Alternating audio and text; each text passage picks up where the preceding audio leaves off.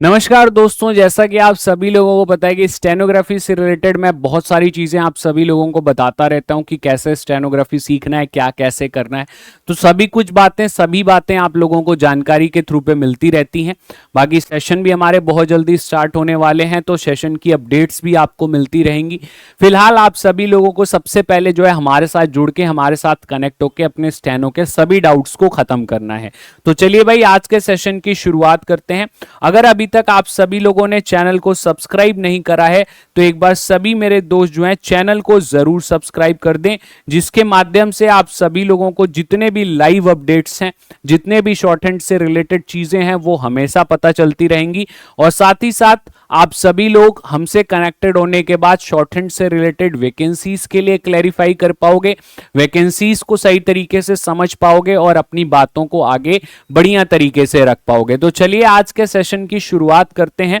आज के सेशन में सबसे पहले हमें लिखना है, देखना है कि भाई स्टेनो के अंदर जो आपका फॉर्म होता है, ठीक है, स्टेनो के अंदर जो फॉर्म होता है वो उसका क्या क्राइटेरिया होता है, स्टेनो का फॉर्म कैसे फिलअप होता है, और स्टेनो का जो फॉर्म है वो कब किस तरीके से आ सकता है, कैसे आता है। तो भाई इसके बारे में आज हम लोग बात करने वाले हैं, ठीक है। तो देखिए, फॉर्म से रिलेटेड अगर हम बात करें तो जो स्टेनो की वैकेंसीज होती हैं, सबसे पहले इसकी बात आ जाएगी कि स्टेनो की वैकेंसी जो है वो कहां कहां पे आ सकती हैं, किस तरीके से आ सकती हैं। तो अगर हम वैकेंसीज की बात करें तो ये आपका दो सेक्टर में डिवाइडेड होता है। एक तो आपका मिनिस्ट्री के अंदर इसकी वैकेंसी होती है, ठीक है, मंत्रालयों में इसकी वैकेंसी होती है, और दूसरा आप सभी लोगों का कोर्ट के अंदर इसकी वैकेंसी होती है। अलग अलग लेवल के कोर्ट जो आपके होते हैं, जैसे आपका दिल्ली के अंदर जो आपका दिल्ली हाई कोर्ट है, ठीक है, दिल्ली हाई कोर्ट के अंदर अगर आप जाएंगे तो दिल्ली हाई कोर्ट में भी आपका स्टेनो का वैकेंसी होगा, ठीक है। अगर हम बात करें दिल्ली हाई कोर्ट के बाद जो आपका दिल्ली के अंदर डिस्ट्रिक्ट कोर्ट्स हैं, डिस्ट्रिक्ट कोर्ट्स में भी आपकी इसकी वैकेंसी आपको मिल जाती है। साथ ही साथ जो आपका स्टेट के अंदर हाई कोर्ट होते हैं, डिफरेंट स्टेट में आपके अलग अलग हाई कोर्ट होते हैं, तो अलग अलग स्टेट के अंदर जो हाई कोर्ट है वहां भी वैकेंसी मिल जाती है। फिर आपका जो सुप्रीम कोर्ट है, ठीक है, सुप्रीम कोर्ट के अंदर भी आपको इसकी वैकेंसी मिल जाती है। साथ ही साथ अगर बात करते हैं मंत्रालयों की, तो सबसे अच्छी vacancy SSC stenographer grade C and D की होती है, ठीक है, SSC stenographer grade C and D, ठीक है। ये जो हैं ये इस तरीके की वैकेंसीज आती हैं। मंत्रालयों में और भी वैकेंसीज होती हैं, जैसे DSSB, DDA, DRDO, CBSE, तो वो जो है फिक्स टेन्योर नहीं होता, बट जो एसएससी स्टेनोग्राफर होता है इनका फिक्स टेन्योर होता है कि हर साल ये वैकेंसीज रिपीट होती हैं। तो जब आपका फॉर्म आता है तो आप इन सभी फॉर्म्स को भर सकते हैं। कब आप भर सकते हैं इसके बारे में सबसे पहले आपको जानना जरूरी है। तो ये फॉर्म आप तब भर सकते हैं जब आपकी एज जो है, एज आप सभी लोगों की 18 साल कंप्लीट हो जाए, मतलब 18 ईयर ओल्ड आप होने चाहिए। और साथ ही साथ आप सभी लोग जो है 10+2 पास आउट होने चाहिए, यानी कि आप 12वीं पास आउट होने चाहिए। और या 12वीं पास आउट नहीं है तो इसकी इक्विवेलेंट कोई भी डिग्री आपकी होनी चाहिए जो कि रिकॉग्नाइज्ड बोर्ड या यूनिवर्सिटी से बिलोंग कर रही हो। तो वो सभी बच्चे स्टेनो के फॉर्म को भर सकते हैं। अब इसमें दूसरा सवाल ये भी आता है कि सर स्टेनो के फॉर्म को भरने के लिए क्या किसी सर्टिफिकेट की भी जरूरत होती है क्या, या कोई सर्टिफिकेट भी रिक्वायर्ड होता है क्या, कि हमें जो है कोई सर्टिफिकेट होना चाहिए सीखने के बाद कि भाई हमारे पास ये सर्टिफिकेट है और इसके बिहाफ पे हम फॉर्म भर रहे हैं। तो मैं आप सभी लोगों को बता दूं, इस चीज में बहुत ज्यादा कंफ्यूजन होता है कि जो सेंट्रल गवर्नमेंट की सर्विसेज हैं, ठीक है, सेंट्रल गवर्नमेंट के अंदर जो आपकी सर्विसेज हैं, ये सेंट्रल गवर्नमेंट की सर्विसेज में कोई सर्टिफिकेट रिक्वायर्ड नहीं होता है।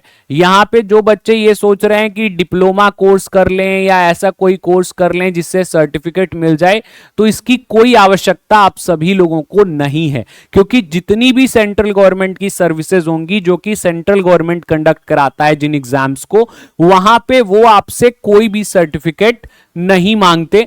वहां पे आपको सिंपली एग्जाम देना पड़ता है। अगर आप उस एग्जाम को क्वालिफाई कर लेते हैं तो आप सभी लोग जो है वो स्टेनोग्राफी के लिए आगे चले जाते हैं, सिलेक्ट हो जाते हैं। तो इसलिए मैं आप सभी लोगों को बता दूं कि कोई सर्टिफिकेट की नीड आप लोगों को नहीं पड़ती अगर आप सेंट्रल गवर्नमेंट के एग्जाम के ऊपर फोकस कर रहे हैं। और जो वैकेंसीज एसएससी स्टेनोग्राफर की अगर हम बात करें तो ये आपकी सेंट्रल गवर्नमेंट के अंतर्गत आती है, सेंट्रल गवर्नमेंट इसको कंडक्ट कराता है और इसके अंदर कोई भी सर्टिफिकेट नहीं मांगा जाता। साथ ही साथ Delhi high court, district court, state high court या सुप्रीम कोर्ट, अगर इनकी बात करें तो दिल्ली हाई कोर्ट और डिस्ट्रिक्ट कोर्ट में तो कोई सर्टिफिकेट नहीं होता है। बट आप सभी लोगों का जब आप स्टेट के अंदर एग्जाम देते हैं तो स्टेट के अंदर अलग अलग स्टेट के अलग अलग नॉर्म्स होते हैं कि भाई कोई स्टेट सर्टिफिकेट मांग भी सकता है और कोई स्टेट नहीं भी मांग सकता है, तो वहां पे अलग अलग कंडीशन होती हैं। बट सेंट्रल के लिए अगर आप जा रहे हैं तो यहां पे आप अपना माइंडसेट बिल्कुल क्लियर करके रखिएगा कि यहां पे आप सभी लोगों को कोई सर्टिफिकेट की नीड नहीं है, यहां पे आपका कोई भी सर्टिफिकेट रिक्वायर्ड नहीं होगा। तो आप सभी लोग सबसे पहले तो ये चीजें समझ लीजिए। फिर इसके बाद अगर हम अगले पार्ट के तरफ आगे बढ़ते हैं तो अगले पार्ट में आप देखिए कि जब आप फॉर्म भरते हैं तो वहां पे आप लोगों को स्टेनोग्राफी आनी चाहिए। क्या ऐसा भी मैंडेटरी होता है कि पहले से आप लोगों को स्टेनो आना चाहिए तभी आप फॉर्म भर सकते हैं? क्या ऐसा भी है? तो भाई ऐसा आप सभी लोगों का बिल्कुल नहीं है, ठीक है। यहां पे इस तरीके से जिनको स्टेनो नहीं भी आती है वो भी इसका फॉर्म भर सकते हैं। बस वहां पे फॉर्म के अंदर आपको एक ऑप्शन आता है, are you possess a knowledge of Are you possess a knowledge of stenography?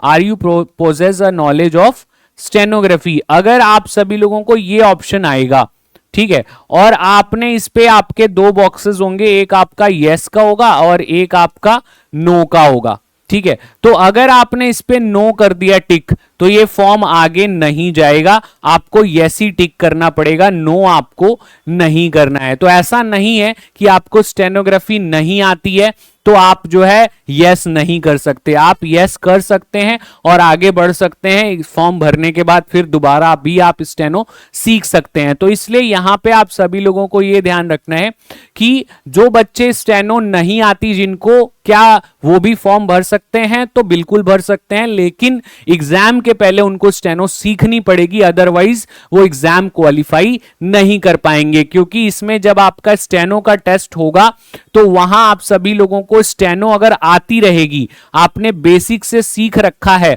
तभी आप लोग स्टेनो का टेस्ट पास आउट कर पाएंगे। और अगर आपने बेसिक से नहीं सीख रखा है तो आप टेस्ट पास आउट नहीं कर पाएंगे। तो भाई ये जो सेशन था इसके माध्यम से आप सभी लोगों को ये मुझे समझाना था कि किस तरीके से आप फॉर्म भर सकते हैं, क्या प्रोसेस होगा फॉर्म भरने का और कौन कौन से बच्चे जो हैं वो इसको फॉर्म को भर सकते हैं। तो भाई आप सभी लोग जो है सेशन को एक बार एंड तक ध्यान से देखिएगा और अगर आपका कोई भी डाउट, कोई भी प्रॉब्लम, कोई भी दिक्कत हो तो उसके लिए आप सभी लोग जो है कमेंट सेक्शन में कमेंट करके बताइएगा कि सर इससे रिलेटेड मुझे ये बात जाननी है, तो उसके बारे में मैं जरूर आप सभी लोगों को बताऊंगा। साथ ही साथ सेशन अच्छा लगा तो शेयर करिएगा, लाइक करिएगा और हमारे चैनल को सब्सक्राइब करिएगा, जिसके माध्यम से हमारा और आपका कनेक्ट आगे बिल्डअप होता रहे और आपको ऐसी बहुत इंपॉर्टेंट जानकारियां मिलती रहे। तो चलिए आज के लिए इतना रखेंगे, मिलेंगे अगले सेशन में अगली बातों के साथ। तब तक सभी लोग अपना ध्यान रखिए और बने रहिए हमारे साथ। जय हिंद,